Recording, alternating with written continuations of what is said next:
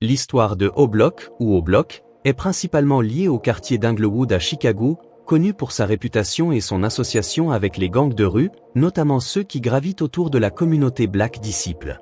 Cependant, l'histoire de O-Block dépasse largement cette simple origine géographique et a pris une dimension mythologique dans la culture du rap, en particulier avec des artistes comme King Von, Chief Keef et Lil Durk, qui ont tous fait référence à ce quartier dans leurs chansons.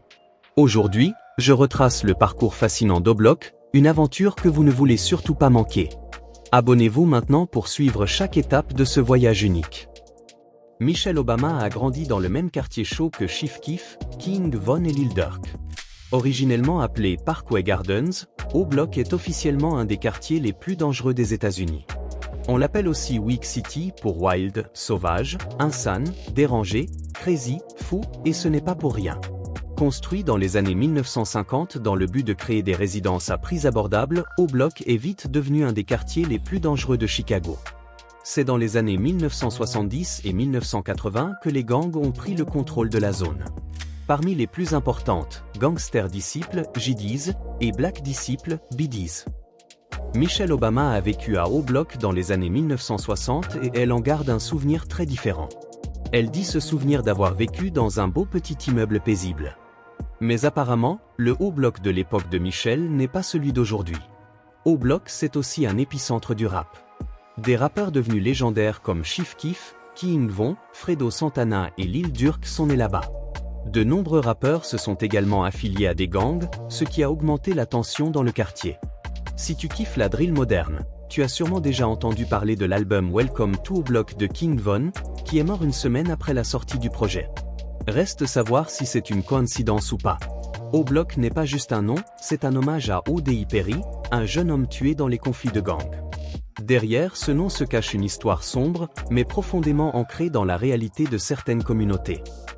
Le terme O-Block fait référence à un complexe d'appartements dans le quartier d'Englewood, à Chicago, sur la 64e rue entre les rues King Drive et Indiana Avenue. Le O dans O-Block pourrait désigner oblique ou O pour un certain chef du gang local, mais la signification exacte a évolué au fil des années.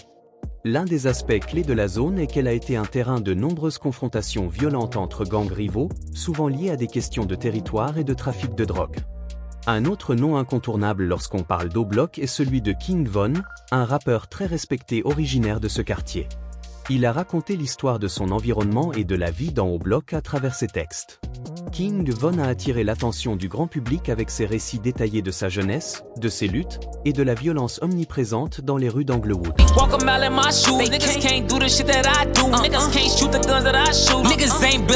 King Von a aussi été très impliqué dans la culture de gang et a souvent parlé de ses expériences liées à la rue dans ses chansons, ce qui lui a donné une légitimité dans le milieu. Malheureusement, sa vie a été tragiquement écourtée en novembre 2020 lorsqu'il a été tué lors d'une fusillade en dehors d'un club de Atlanta. O-Block est devenu une référence non seulement dans la culture du rap, mais aussi dans la culture urbaine en général. Il représente une forme de résistance et de survie dans un environnement difficile, mais il est également associé à des problèmes profonds, tels que la violence des gangs, la pauvreté, et le manque d'opportunités dans certaines zones urbaines de Chicago. Les artistes de la scène drill, un sous-genre du rap qui est né à Chicago et qui a pris une ampleur mondiale, utilisent souvent les éléments du quartier d'O-Block dans leurs chansons. Ce style musical brut et agressif est souvent marqué par des paroles qui parlent de conflits de gangs, de la rue et de la violence policière. Il est important de noter que la violence à O-Block n'est pas seulement liée à la musique. Le quartier a été le site de nombreux conflits entre différentes factions de gangs, notamment les Black Disciples et les Gangster Disciples, ainsi que les Vice Lords.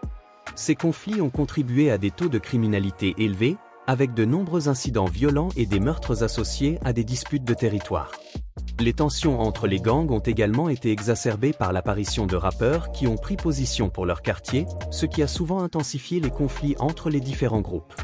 Les affrontements entre gangsters ont, dans certains cas, eu des répercussions dans la musique elle-même, où les rappeurs se livraient parfois à des rivalités violentes qui se traduisaient par des diss tracks, chansons de clash.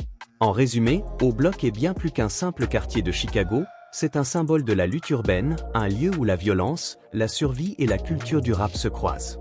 Le nom O-Block est devenu une légende dans le rap, une référence.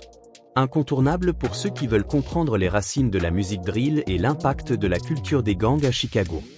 Mais derrière l'iconographie du rap et les histoires qui y sont liées, il y a une réalité de souffrance et de défis sociaux qui façonnent la vie des habitants de ce quartier. Merci d'avoir regardé la vidéo. Si tu as aimé, n'oublie pas de partager cette vidéo avec tes amis. Cela m'aide énormément et permet à la communauté de grandir. Abonne-toi pour ne rien manquer des prochaines vidéos. On compte sur toi.